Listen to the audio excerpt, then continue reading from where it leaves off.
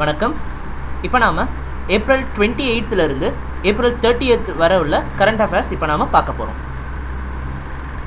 முதலாவதா புவனேஸ்வர், இது வந்து ஒடிஷாவில் இருக்க சிட்டி அப்படின்றது நம்மளுக்கு தெரியும்.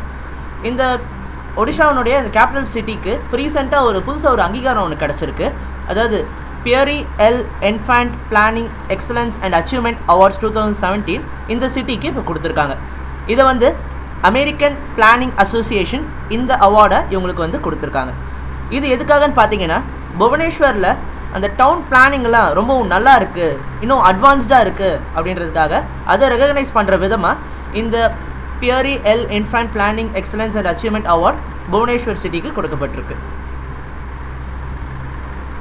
அடுத்ததாக ஈஜிப்டில் இருக்கிற Maulana Azad centre for Indian culture, இவங்க வந்து புதுசாக ஒரு செமினார் வந்து ஈஜிப்டில் ஆர்கனைஸ் பண்ணியிருக்காங்க. இந்த செமினாரோடைய டைட்டில் என்னன்னு பார்த்தீங்கன்னா, cultural festivals bridge between India and Egypt. இது வந்து 26 ஏப்ரல் அன்றைக்கி இது வந்து நடந்திருக்கு. ஸோ இது எதுக்காகன்னு பார்த்தீங்கன்னா, ரெண்டு நாட்டுக்கு இடையில் அந்த கல்ச்சுரல் டைஸ் அதேமாதிரி பயோலேட்ரல் ரிலேஷன்ஷிப்ஸ் அதை இன்னமும் இந்த செமினார் வந்து ஸ்ட்ரென்தன் பண்ணோம் அப்படின்ட்டு சொல்லப்பட்டிருக்கு. அடுத்ததா 28 ஏப்ரல் உலகம் முழுக்க world day for safety and health at work அப்படின்ட்டு கொண்டாடப்படுது. இது என்னன்னு பார்த்தீங்கன்னா, அதாவது இப்போ ஒரு ஆஃபீஸில் ஒர்க் பண்ணுற ஒர்க்கர்ஸ் அவங்க இருக்கிற அந்த ஒர்க் ஸ்பேஸில் அவங்களோட சேஃப்டி அண்ட் ஹெல்த் அதை என்ஷூர் பண்ணப்படுதா அப்படின்ட்டு அறியப்படுறது தான் இந்த நாள் இது. ஸோ இந்த நாளினுடைய தீம் என்னன்னு பார்த்தீங்கன்னா, optimise the collection and use of OSH data. அதாவது OSH அப்படின்றது occupational safety and health data. So இது வந்து இந்த வருஷத்துக்கான தீமாக வந்து கொடுக்கப்பட்டிருக்கு. இந்த நாளை இன்டர்நேஷ்னல் லேபர் ஆர்கனைசேஷன் அனுசரிக்கிறாங்க. அடுத்ததா எல் சல்வேடார் அப்படின்ற ஒரு சென்ட்ரல் அமெரிக்கன் கண்ட்ரி ரீசெண்டாக அந்த நாட்டில் இந்த மெட்டல் மைனிங் இருக்கு இல்லையா, அதை வந்து பேன் பண்ணியிருக்காங்க. அதாவது இனிமேட்டு எல் சல்வேடாரில் கோல்டு, சில்வர், ஸ்டீல் உட்பட எந்த விதமான மெட்டலும் அங்கே மைன் பண்ண முடியாது, அந்த சுரங்கத்திலேருந்து எடுக்க முடியாது அப்படின்ற மாதிரி இந்த பேனை அந்த கவர்மெண்ட் வந்து போட்டிருக்காங்க. இதுக்கு வந்து எல் சல்வேடார் இருக்கிற 80% மக்கள் இதுக்கு வந்து அவங்களோட ஆதரவை தெரிவிச்சிருக்காங்க. அடுத்ததா ரொம்ப ஃபேமஸான ஆன்லைன் பிளாட்ஃபார்ம் பேடிஎம், இவங்க இப்போ ரீசெண்டாக டிஜிட்டல் கோல்டு அப்படின்ற ஒரு புதுசாக ஒரு இனிஷியேட்டிவ், ஒரு பிளாட்ஃபார்ம் வந்து லான்ச் பண்ணியிருக்காங்க. இது என்னென்னு பார்த்தீங்கன்னா, பேருக்கு ஏற்ற மாதிரி இந்த பிளாட்ஃபார்ம் யூஸ் பண்ணி அந்த கஸ்டமர்ஸ் வந்து அவங்களால ஆன்லைன் மூலியமாகவே கோல்டு வந்து வாங்கவும் விற்கவும் முடியும். ஸோ இந்த பர்ச்சேஸ் மூலயமா அவங்களால 24 கேரட், அதாவது பியூரஸ்ட் ஃபார்ம் ஆஃப் கோல்டு அவங்களால வாங்க முடியும் அப்படின்ட்டு சொல்லப்பட்டிருக்கு. இது ஆன்லைன் மூலயமாவே அதில் இருக்க ஸ்டோர்ஸில் வாங்க முடியும் அப்படின்ற மாதிரி பேடிஎம் வந்து அறிவிச்சிருக்காங்க. அடுத்ததா ரொம்ப ஃபேமஸ் போயட்டான பெங்காலி போயட்டான சன்கா கோஷ்க்கு இப்போ ரீசெண்டாக தியான்பித் அவார்டு வந்து கொடுத்துருக்காங்க. இதை வந்து நம்மளுடைய பிரசிடென்ட் பிரணாப் முகர்ஜி டெல்லியில் நடந்த ஒரு ஃபங்க்ஷனில் இது வந்து கொடுத்துருக்காரு. அடுத்ததா யுனெஸ்கோ இப்போ ரீசெண்டாக ஆசாதுன்ற ஒரு இந்தியன் ஷார்ட் ஃபிலிமை பார்த்தீங்கன்னா வேர்ல்டு ப்ரெஸ் ஃப்ரீடம் டே அந்த செலிப்ரேஷன் அப்போது ஸ்க்ரீன் பண்ணுறதா அறிவிச்சிருக்காங்க. அதாவது இந்த வேர்ல்ட் ப்ரெஸ் ஃப்ரீடம் டே இதனுடைய தீம் இந்த வருஷத்துக்கு என்ன கொடுத்துருக்காங்கன்னு பார்த்தீங்கன்னா, critical minds for critical times, media's role in advancing peaceful just and inclusive societies. அடுத்ததா நம்மளுடைய union water minister Uma Bharti இப்போ ரீசெண்டாக ஜல் சன்ரக்ஷான் காரியக்ரம் புண்டல்கண்ட் அப்படின்ற ஒரு இனிஷியேட்டிவ் வந்து லான்ச் பண்ணியிருக்காங்க. இது எதுக்காகன்னு பார்த்தீங்கன்னா, இந்த வாட்டர் கன்சர்வேஷன் சம்மந்தப்பட்ட ஒரு இனிஷியேட்டிவ் இது. அதாவது எக்ஸ்டென்சிவ் வாட்டர் கன்சர்வேஷன் ப்ரோக்ராம் அப்படின்ற மாதிரி சொல்லப்பட்டிருக்கு. இதை வந்து மத்திய பிரதேஷில் இருக்கிற சாகர்ன்ற இடத்துல இருக்க பந்த்ரின்ற இடத்துல இது வந்து லான்ச் பண்ணியிருக்காங்க. இது முக்கியமாக வந்து புந்தல்கண்ட், கலஹாண்டி, போலங்கீர், மரத்வாடா அண்ட் கொரட்பூர் உட்பட இந்த இடங்களில் அங்கே அந்த தண்ணீர் பஞ்சம்ன்றது ரொம்ப நிறைய இருக்குது.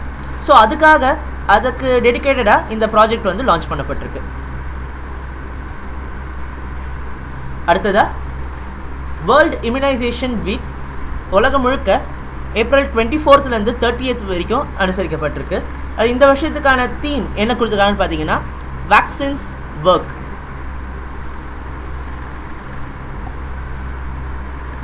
அடுத்ததா ரொம்ப ஃபேமஸான பாலிவுட் ஆக்டரான ஷாருக் கான் ரீசெண்டாக டெட் ஸ்பீச்சில் பங்கெடுத்திருக்காரு. இந்த டெட் ஸ்பீச்ன்ற இது ஈவெண்ட் வந்து கனடாவில் இருக்க வான்கோவர் அப்படின்ற இடத்துல இது வந்து நடந்திருக்கு. ஸோ இதில் பங்கெடுத்து பாலிவுட்லேயே ஃபர்ஸ்ட் டைமாக ஒரு ஆக்டராக ஷாருக் கான் வந்து பேர் எடுத்திருக்காரு. அதாவது இந்த டெட்ன்றது பார்த்தீங்கன்னா டெக்னாலஜி என்டர்டைன்மெண்ட் டிசைன். அதாவது இந்த டெட்டு இந்த ஸ்பீச் மூலயமா நிறைய பேர் வந்து ஃபேமஸ் ஆகிருக்காங்க. அதாவது பில் கேட்ஸு, அதாவது கூகுளினுடைய ஹெட்டு லாரி பேஜ் உட்பட நிறைய பேர் இதில் ஸ்பீச் கொடுத்துருக்காங்க. இதில் பேசுகிறவங்களுக்கு மேக்ஸிமம் வந்து 18 minutes வந்து டைம் தருவாங்க. ஸோ அதுக்குள்ளே அவங்களோட ஐடியாஸ் வந்து அவங்க எக்ஸ்ப்ரெஸ் பண்ணலாம். இதை வந்து ஆன்லைனில் லைவ் காஸ்ட்டாக இது வந்து டெலிகாஸ்ட் பண்ணுவாங்க.